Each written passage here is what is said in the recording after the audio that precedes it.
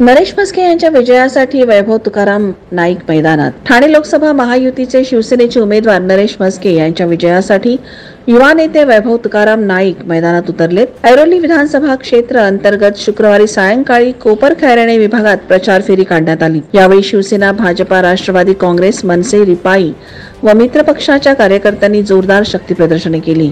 लोकनेते आमदार गणेश नाईक, माजी खासदार डॉक्टर संजीव नाईक, माजी आमदार संदीप नाईक, माजी आमदार रवींद्र फाटक, शिवसेना उपनेते विजय नाहटा, शिवसेना नवी मुंबई जिल्हा प्रमुख विजय चौघुले, माजी महापौर सागर नाईक, युवा सेना कार्याध्यक्ष पूर्वेश सरनाईक आदी यावेळी उपस्थित होते। युवा नेते वैभव तुकाराम नाईक यांना मानणारा मोठा वर्ग नवी मुंबई भागात आहे। संपूर्ण नाईक कुटुंबीय नरेश म्हस्के यांच्या प्रचाराला उतरला आहे। नेते वैभव तुकाराम नाईक यांना मानणारा मोठा वर्ग नवी मुंबई भागात आहे। संपूर्ण नाईक कुटुंबीय नरेश म्हस्के यांच्या प्रचारात उतरल्याने त्यांचा विजय निश्चित मानला जात आहे। चौकात पोहोचताच नरेश म्हस्के यांचे औक्षण करून